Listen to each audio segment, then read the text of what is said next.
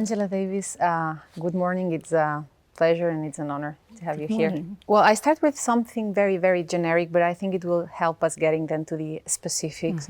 You are somehow an observer of this world, always concerned about injustice and things that don't work. So when you look at the world today, what do you see? What worries you the most?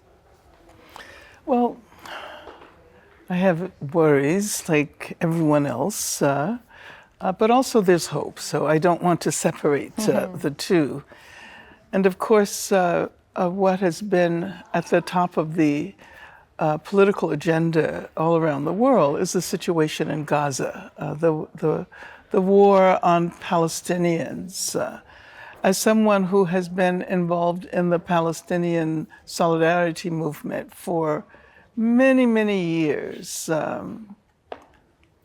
actually since I was a student in college, I am both dismayed by the horrendous violence inflicted on people in Gaza, and the West Bank, East Jerusalem, but also I'm very happy to see that movements are emerging all over the world. Again, as someone who's been involved in organizing such movements for many years, what we're witnessing now is unprecedented. In the United States, students, virtually every college campus, have held rallies, have extended encampments, are guaranteeing that the issue is brought up at their graduations. So this is something that makes me realize that all of those years of struggle do make a difference. But how is it possible that this is happening? Because we have an international community, we have international law, we have the United Nations, we have legislation, and yet all of this is not stopping the genocide in Palestine. So how is this happening? How is this possible that we reach here? Well, there have always been those states, those political leaders who consider themselves above international law, who may indicate that they are assenting to international law, but who see themselves as exceptional. The U.S. is one of those states. Historically, if one looks at the war in Vietnam and what happened in Afghanistan, and I could name many others. And of course, the U.S. is Israel's strongest ally.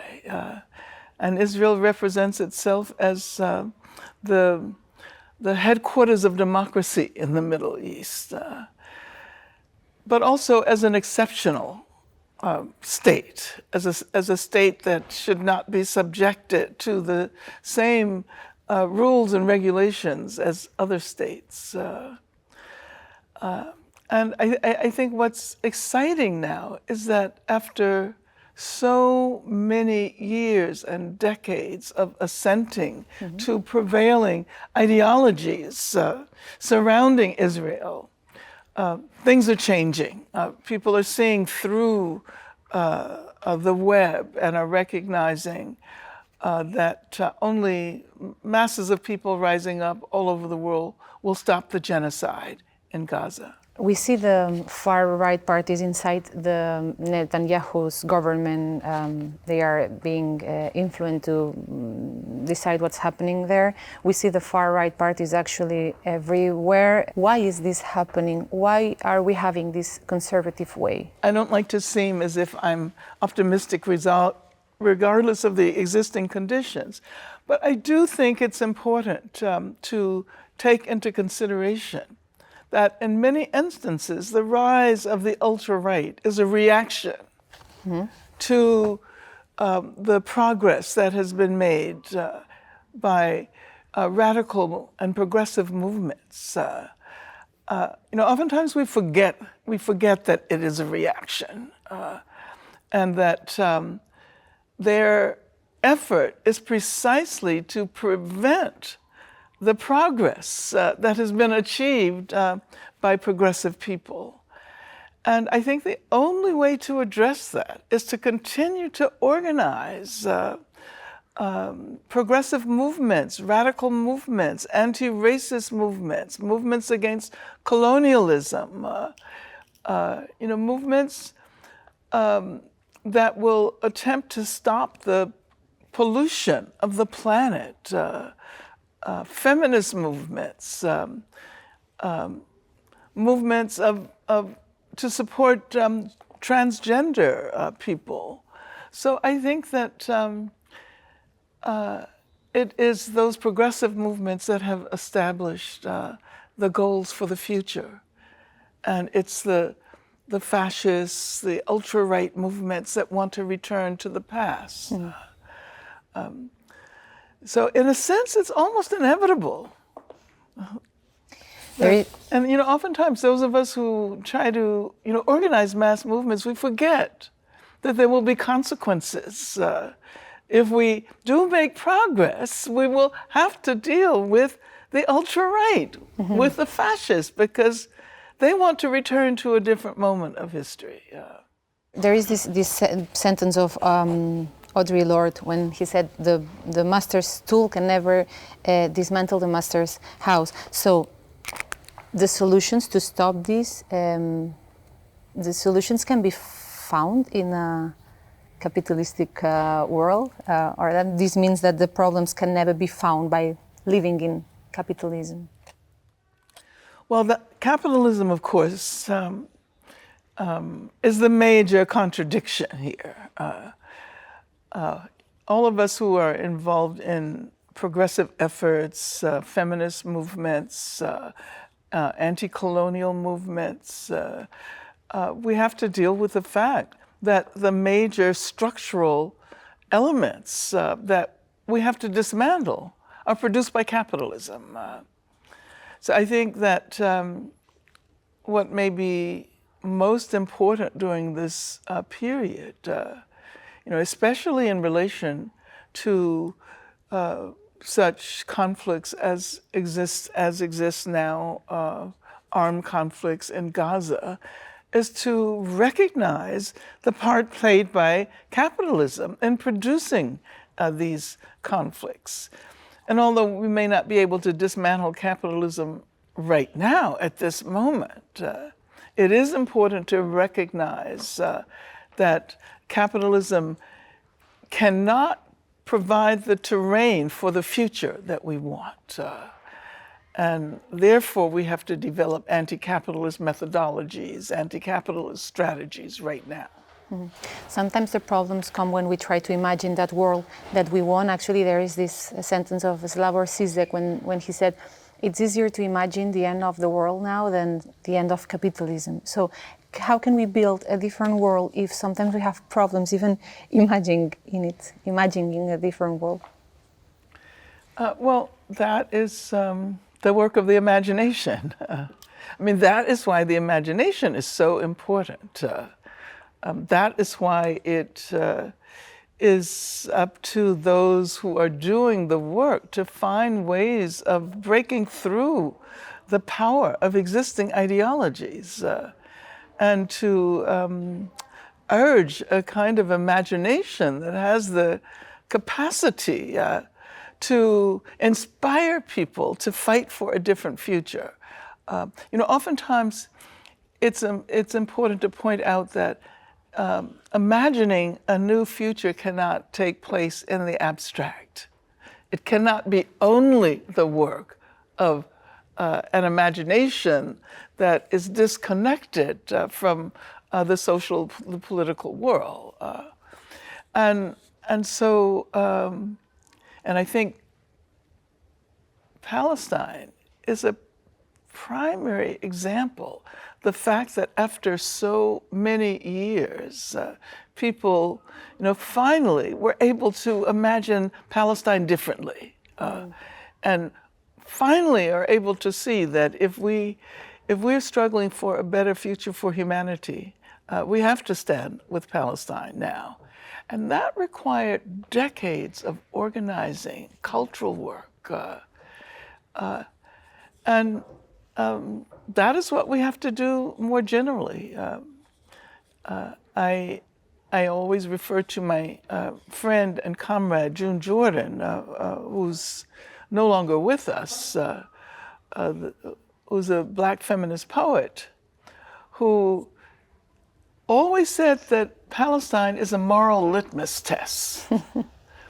That if we're able to generate solidarity for Palestine, that will mean we will have increased our capacity to imagine the entire world differently. But also Palestine is somehow a picture of deshumanization, like as if some lives matter less than others. And we see how these, for example, these right-wing parties, they have a very strong narrative, dangerous narrative, anti-immigrants. And we see it also here how people are dying in the sea trying to reach Europe, and countries from the European Union are talking about building centers outside Europe to put them in these centers, to lock them somehow in these centers. And they are not criminals, they are just people trying to reach Europe. So how can this be working for a part of the society, these narratives that are against the weakest part of the population? Well, I think that is an indication of why it's so important to encourage a historical consciousness, because so many people simply look at immigrants who are coming to Europe and assume that this is something that is a consequence of what is happening now, and they don't think about the fact that these are the consequences of colonialism. This is what Europe has produced by colonizing, Africa, Asia, other parts of the world. Conditions were created that have eventually made it impossible for people who want to live a decent life to remain in those areas. So this is a crisis that Europe has produced. And Europe is not willing to accept the consequences of its own colonial violence, its own attempt to control the world. But I think that this is the main issue confronting the world today. We've been talking about Palestine. That is a struggle against settler colonialism. And what's, I think, important about Israel is not only that it is an existing settler colonial state, but it's the only one that is trying to expand. It's trying to, basically annex Gaza and claim all of the land that was the historical Palestine. But this is a process in which Europe has participated. And, all of the immigrants who are coming from Africa and the Middle East, it's a long-term consequences of the racism that inspired the colonialism all over the world. And I'm not sure if we are aware of that. I remember the last time you were here in Barcelona, you said something. It was exciting, actually, the way you said it. You said Europe is not white anymore, and you should realize that. And you say that to Black Catalan women who were saying we don't feel part of this. We feel that this society don't love us, no? And you also said I don't remember talking about this the last time I was, like, it was a new narrative here in Barcelona. Yes. Maybe we are not aware, like Europe still feels that it's a white continent, and that's not the reality. But that's changing as well. That's changing as well. You're absolutely right. Europe's self-concept is still that of a white a region of the world. But increasingly, that is not the case. In France, the Islamophobia that drives the racism there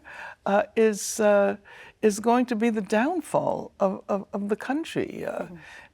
And you're also referring to countries in Europe that were more than willing to support movements against racism in the United States or in South Africa, without recognizing that they themselves are also producers of the same phenomenon of racism and colonialism.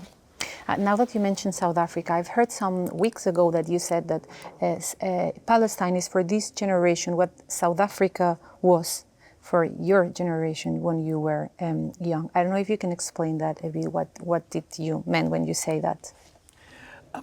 Well, you know, those of us who had the opportunity to participate in the global anti-apartheid movement recognize that we were doing that work not only to guarantee the overturning of apartheid in South Africa, but also to advance struggles against racism all over the world, and especially in the United States. So now as we look back, we see that moment as a very pivotal period in the development of struggles against US racism. And I think that we're now seeing a similar dynamic in relation to Palestine. And it's not only racism and colonialism, but also the recognition of how important global solidarity is. The world is smaller and smaller.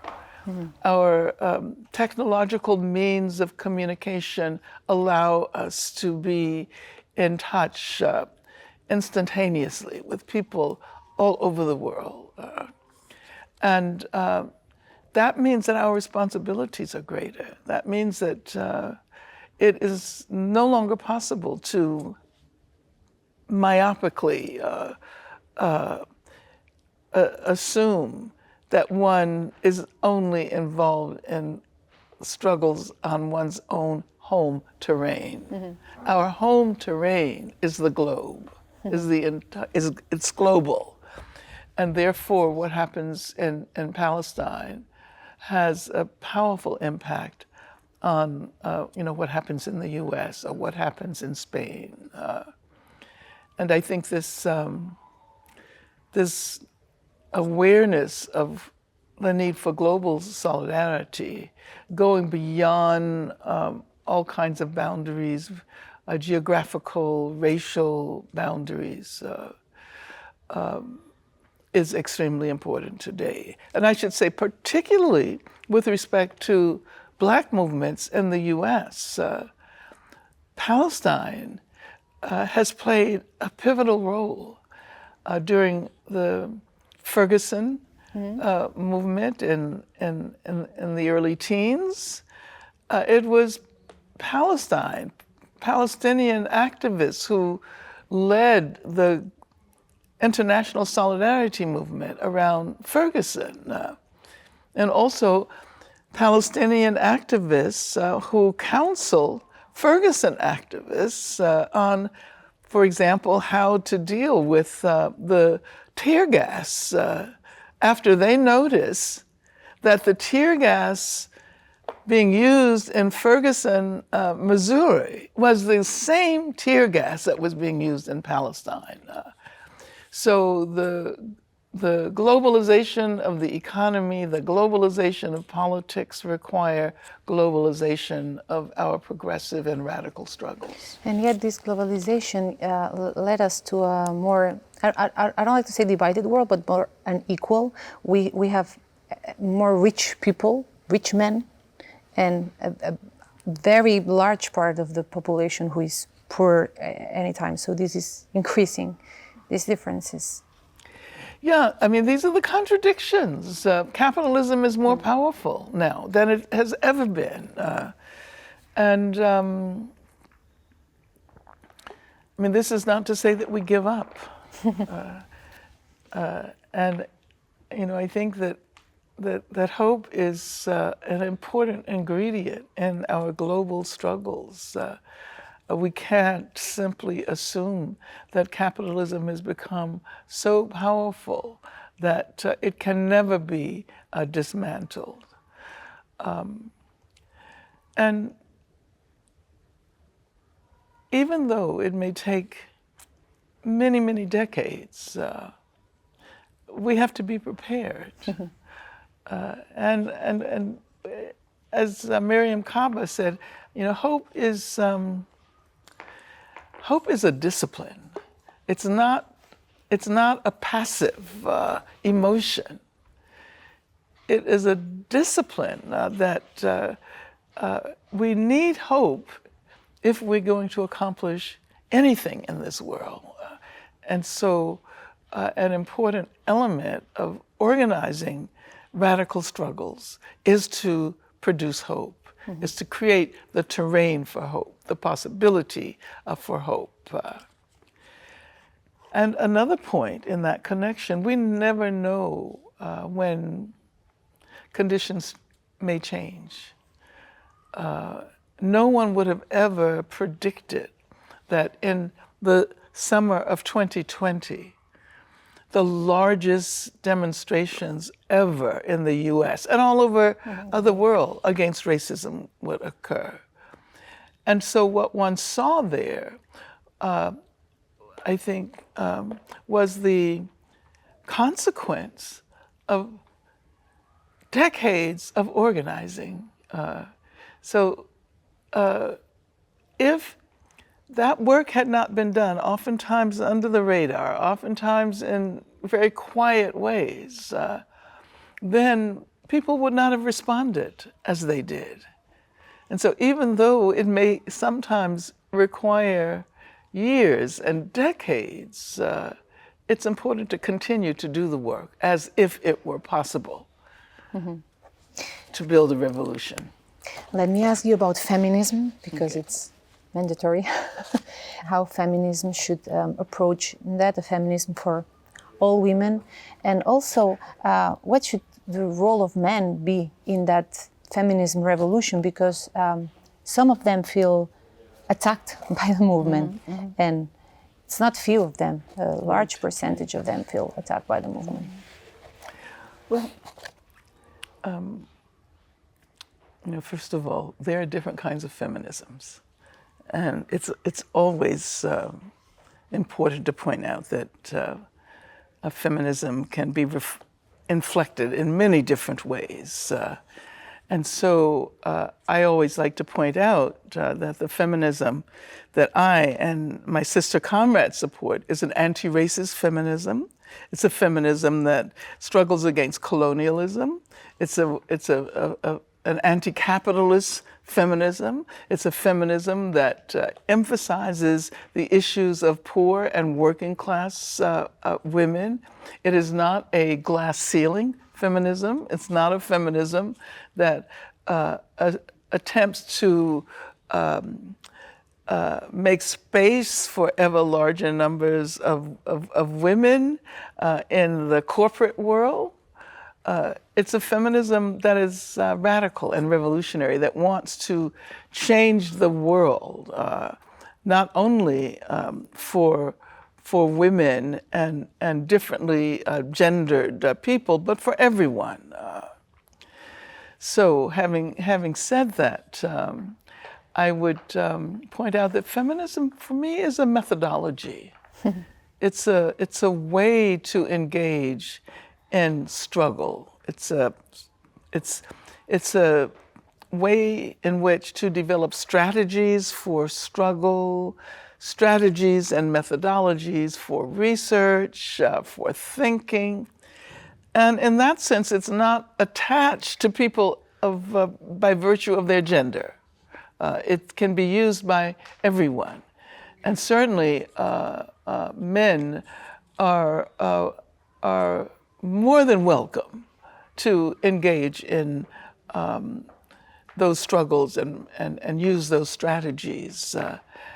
What I think has been so important over the last years is that so many people who are gendered as male have participated in feminist movements. Ever increasing numbers of men are recognizing that if we want to stop sexual violence, it's not simply up to women to do that work. It's men who have to do that work. And so, having said that, we're also living at a time when the binary structure of gender has been contested. And so the work that trans communities have done is so important. First of all, in challenging, what has been represented as ideologically normal, and so that's a message to people everywhere that if we can dismantle the binary structure of gender, then we can also dismantle structures of racism and colonialism. So I think it's absolutely essential to see the interconnectedness, the intersectionality, if you will, of all of these struggles. You were here in Catalonia during 2017. It was a big moment here. How do you see Catalonia today, and how do you see that movement, if you have followed something?